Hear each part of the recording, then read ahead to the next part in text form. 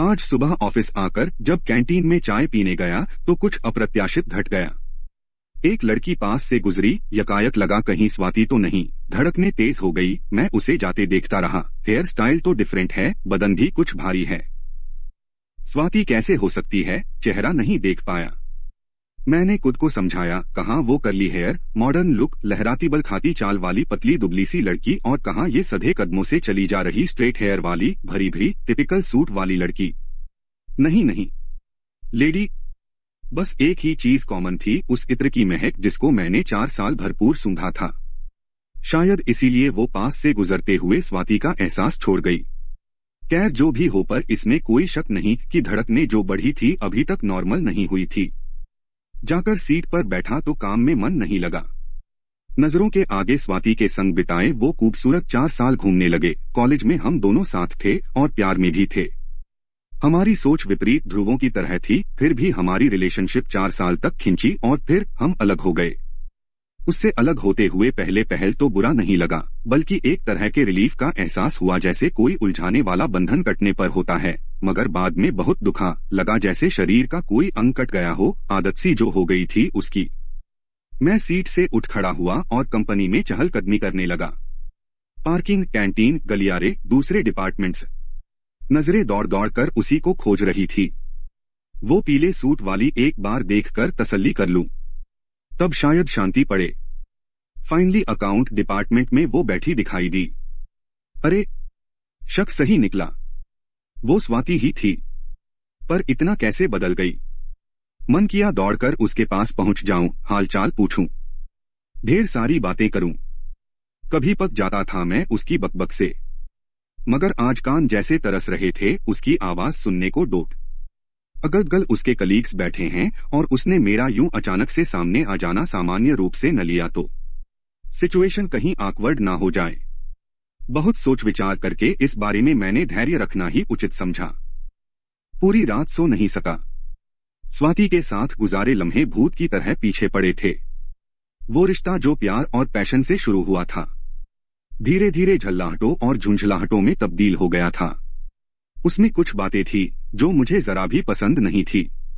मैं उसे अपनी सोच के हिसाब से बदलना चाहता था और कुछ मेरी खास आदतों से उसे चिढ़ हो चली थी। वही सब सोचते सोचते आंख लग गई। सुबह जल्दी ही ऑफिस के लिए तैयार होने लगा। पता नहीं क्यों हाथ उन्हीं चीजों की ओर बढ़ रहे था जो उसे पसंद थी। उसके फेवरेट कलर की शर्ट, डियो, टाई।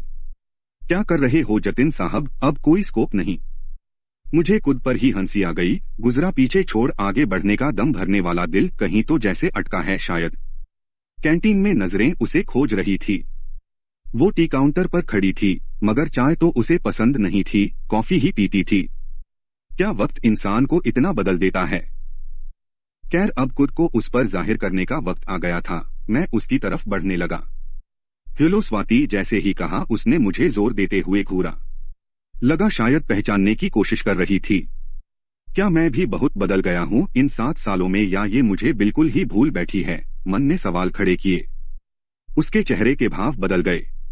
लगता है पहचान गई। मुझे उसके होठों से एक परिचित मुस्कुराहट की उम्मीद थी, मगर उसकी नजरों ने ऐसा तिरस्कार किया, क्या बताऊं। वो इतनी असहज, इतनी परेशान हो चली जैसे कि मैं उसका कोई पुराना प्रेम पत्र लेकर उसे ब्लैकमेल करने चला आया हूँ। जतिन, तुम यहाँ? शब्द हलक से रुक रुक कर निकल रहे थे और चेहरे पर हवैया उड़ गई थी। हाँ, मैं तो पिछले 5 साल से यही नौकरी करता हूँ, पर तुम्हें कल पहली बार देखा। तुम्हें देखकर बहुत खुशी हुई। उसकी असहजता देखकर मैंने औपचारिक रुख अपना लिया। ओह, मैंने तो अभी ज्वाइन किया है। अच्छा मैं चलती हूँ, देर हो रही है। कहकर वो ऐसी सरपट निकली जैसे कि मैं उसका एक्स नहीं बल्कि कोई भूत हूँ। वैसे तो एक्स का मतलब ही भूत होता है, यानी गुजरा हुआ कल। मगर क्या मैं इतना गया गुजरा हो गया कि अब 2 मिनट बात करने के लायक भी नहीं रहा। यह बात मुझे गवारा नहीं थी। मैंने उसे दोबारा पकड़ने की कोशिश की, मगर उस मुलाकात के बाद वो कैंटीन में कभी नजर नहीं आई। मैं उसके डिपार्टमेंट के आसपास मंडराने लगा। सोचा कभी तो सामने टकराएगी, और वाकई मेरा यह प्रयास व्यर्थ नहीं गया। उसने बचकर निकलना चाहा, मगर मैंने रास्ता रोक लिया। स्वाति, तुम मुझको यूं अवॉइड क्यों कर रही हो? मैं तुमसे थोड़ी देर बैठकर बात करना चाहता हूँ। क्या फायदा जतिन, वो रुकने को तैयार ना थी। अरे क्या फायदे, नुकसान को साइड में रखकर हम दो पुराने परिचितों की तरह बैठकर बात नहीं कर सकते। वो अभी भी असहज थी। मैं अब शादीशुदा हूँ और तुमसे किसी भी तरह की बात। शादीशुदा तो मैं भी हूँ और फॉर योर काइंड इंफॉर्मेशन बेहद सुखी शादीशुदा। एक 3 साल का बेटा भी है मेरा। तो क्या तुम्हें शादीशुदा लोगों से बात करने की मनाही है? मेरे शादीशुदा होने की खबर सुनकर शायद उसे कुछ राहत मिली। चेहरे पर ऐसे भाव आए जैसे कोई बड़ा कतरा छूकर गुजरा हो। उसने गहरी सांस ली। कहो, क्या बात करनी है? अभी भी बेरुकी धुली नहीं थी। ऐसे ही खड़े खड़े। चलो कैंटीन में बैठते हैं। थोड़ी नानुकुर काम के बहाने के बाद आखिरकार वो तैयार हो गई। क्या लोगी? चाय? संक्षिप्त सा उत्तर थमाकर उसकी नजरें इधर उधर डोल रही थी। शायद आई टू आई कांटेक्ट से बच रही थी। उसकी असहजता को देख मैंने विशेष सावधानी बरतते हुए बात शुरू की। उस दिन कैंटीन में तुम्हें देखा तो मुझे लगा कि हमें बात करनी चाहिए। आखिर हम इतने साल अच्छे दोस्त। वो मुझे घूरती है। दोस्त शायद गलत शब्द था, मगर जो थे वो बोलना अब बेमानी था। मैं रुक गया। दरअसल यूं ही तुम्हारे बारे में जानने की इच्छा थी। कैसी हो, क्या कर रही हो आजकल? हमारे ब्रेकअप के बाद वह पुनः घूरती है। मैं रुक जाता हूँ। अब इतना तो समझ ही गया हूँ कि वो पास्ट का एक कतरा भी छूना नहीं चाहती। चाय आ जाती है। वो सिप लेती है। मुझे याद आता है कि उसे चाय बिल्कुल पसंद नहीं थी और मुझे बेहद पसंद। तब ये बात मुझे गंवारा नहीं थी कि वो मेरी पसंद को पसंद ना करे। मैं चाहता था कि वो भी मेरे साथ बैठ चाय पिए। एक बार तो मैंने यहाँ तक कह दिया था कि अगर मुझे वाकई प्यार करती हो तो तुम्हें चाय पीनी ही पड़ेगी, मगर वो तैयार नहीं हुई। देखो, मुझ पर यूं चीजें थोपने की कोशिश मत करो। मुझे नहीं पीनी तो नहीं पीनी। तुमने चाय पीनी कब से शुरू कर दी? उसके चेहरे पर हल्की सी मुस्कुराहट छा गई। शादी के बाद। दरअसल सोमेश को बहुत पसंद हैं, उन्हीं के साथ रहते रहते आदत हो गई। अब लगता है पहले क्यों पसंद नहीं थी। कहकर वो हड़बड़ा सी गई। शायद कुछ पिछला याद आ गया। सोमेश, माय हस्बैंड, दिसंबर में 3 साल हो जाएंगे हमारी शादी को। कोई? अभी नहीं। नेक्स्ट ईयर प्लान करने की सोच रहे हैं। उसने मुस्कुराकर जवाब दिया। मुस्कुराहट बता रही थी कि अब तक वो थोड़ी कंफर्टेबल हो चुकी है। फिर कंपनी, करियर से लेकर शहर, सड़क, ट्रैफिक तक ना जाने कितनी फॉर्मल बातें हुई। मुझे खुशी थी कि वो अब नॉर्मल होकर बात कर पा रही है। तुम्हारी वाइफ तो हाउसवाइफ ही होगी? उसने जवाब के साथ सवाल दागा। मैंने ठंडी सांस भरी। नहीं, शी इज वर्किंग। ओह, अफसोस जताने के बाद संभलते हुए, आई मीन इट्स गुड। वो नीची नजरें किए चाय के खाली कप में चम्मच घुमा रही थी। शायद भीतर हो रहे मंथन की बॉडी लैंग्वेज थी। मुझे पता है क्या सोच रही होगी वो। कितनी बहस हुई थी इस बारे में हमारे बीच। मैं चाहता था कि वो शादी के बाद हाउसवाइफ बनकर घर संभाले। सच पहले मुझे लड़कियों का बाहर नौकरी करना जरा भी पसंद नहीं था। मुझे लगता था इससे घर और घर के लोग, खासकर बच्चे, इग्नोर होते हैं। भाभी ने करियर के चक्कर में भैया और घर की जो दुर्गति की थी, शायद उसी से ऐसे 20 पड़े थे मन में। मगर स्वाति बेहद एम्बिशियस थी और मेरे ऐसा कुछ कहने पर काट खाने को दौड़ती थी। तब मुझे लगता था कि मेरा प्यार स्वाति को बदल देगा या मेरी शर्तें उसे झुकने पर मजबूर कर देगी, पर ना वो बदली और ना ही झुकी। किस जॉब में है तुम्हारी वाइफ? लंबे पौज के बाद उसने पूछा। ये वो सवाल था जिससे मैं बचना चाह रहा था, क्योंकि इससे मेरी और खिंचाई संभव थी। वो एयर होस्टेस हैं, एक प्राइवेट एयरलाइन में। उसने मुझे ठहरी हुई विजी नजरों से देखा। होठों पर तैर आई हंसी जैसे मेरी हार का मखौल उड़ा रही थी। फिर तो घर से बाहर भी रहना पड़ता होगा? हाँ, कभी कभी। तब बेटे को कौन संभालता है? तुम? स्वर व्यंग्यात्मक हो चला था। दरअसल उसके पेरेंट्स पास में ही रहते हैं। मेरे टाइमिंग्स का तो कोई भरोसा नहीं, तब वो उनके पास ही रहता है। गुड़ मुस्कुराहट, व्यंग्य भरे विजी भाव बरकरार थे। नजरें जैसे कह रही थी, देखा, तुम्हें बदलना ही पड़ा। आखिरकार तुम ही गलत सिद्ध हुए। फिर तो कुछ और लोगी, कुछ स्नैक्स या फिर एक कप चाय और हो जाए। मैंने बात बदलकर बंदूक की नली अपनी तरफ से हटाने की कोशिश की, मगर उसे तो अब मेरी बखिया उधेड़ने में रस आने लगा। उसने अधूरा छूटा सवाल पूरा किया। फिर तो मिनीज भी पहनती होगी। एयर होस्टेस की तो बड़ी ग्लैमरस जॉब होती है, खूब टिपटॉप में रहना पड़ता है। व्यंग्यात्मक हंसी थोड़ी और खिली। मैं चुप रहने के सिवा और कुछ ना कर सका। यानी काफी बदल गए हो तुम। तुम्हें तो ये सब बिल्कुल पसंद नहीं था। हमारे बीच फिर एक पौंच उभरा। मैं कहीं खोसा गया, यकीनन।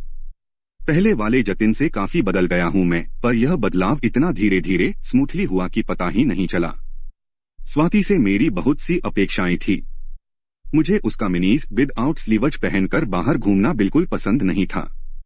मैं जानता था वो शुरू से ही ऐसी थी, एम्बिशियस, आधुनिक ग्लैमर्स पहनावे को पसंद करने वाली, चुलबुली, छत्ती, उन्मुक्त। उसे ऐसी ही पसंद किया था मैंने, मगर जल्दी ही मैं चाहने लगा कि मेरी गर्लफ्रेंड होने के नाते ये उसका फर्ज है कि वो ऐसे रहे जैसे मैं रखना चाहूं, ऐसी दिखे जैसे मैं देखना चाहूं।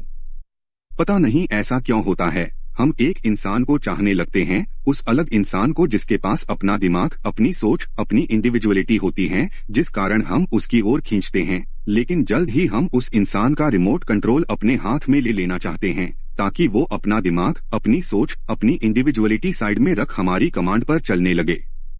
जो ऐसा करने लगता है उसे हम सच्चे प्यार का नाम देते हैं, और जो नहीं करता उसे बेवफा का। क्या सोचने लगे? वह अब मेरी सोच के दायरे में भी एंटर करना चाह रही थी। कुछ नहीं, मैंने भीतरी उमड़ घुमड़ को छिपा लिया। बस यही सोच रहा हूँ कि तुम भी कितनी बदल गई हो, मसलन चाय पीने लगी हो, मिनीज, कैपरी छोड़ सूट और साड़ी पहनने लगी हो। वैसे अच्छी लग रही हो आज साड़ी में, बिल्कुल एक ब्याहता के गेटअप में हो। सिंदूर, बिंदी, मंगलसूत्र। दरअसल इन-लॉज साथ ही रहते हैं, इसीलिए टिपिकल बहू की तरह रहना पड़ता है। झेंपते हुए तो तुम्हें उलझन नहीं होती उनके साथ टिपिकल बहू बनकर रहने से? बड़ी देर बाद सवालों के गोले दागने की मेरी बारी आई। उलझन कैसी? वैसे अब तो आदत भी हो गई। वो बहुत अच्छे हैं, मुझे बहुत प्यार और सपोर्ट करते हैं। वैसे उन्होंने कभी कोई रोक टोक नहीं की, मगर मुझे पता है कि वो अपनी बहू को ऐसे ही देखना पसंद करते हैं, इसलिए कहकर वो पल भर को खुद ही सकपका गई जैसे कोई चोर पकड़ा गया हो। अब विजी भाव से घूरने की मेरी बारी थी। तसल्ली हुई।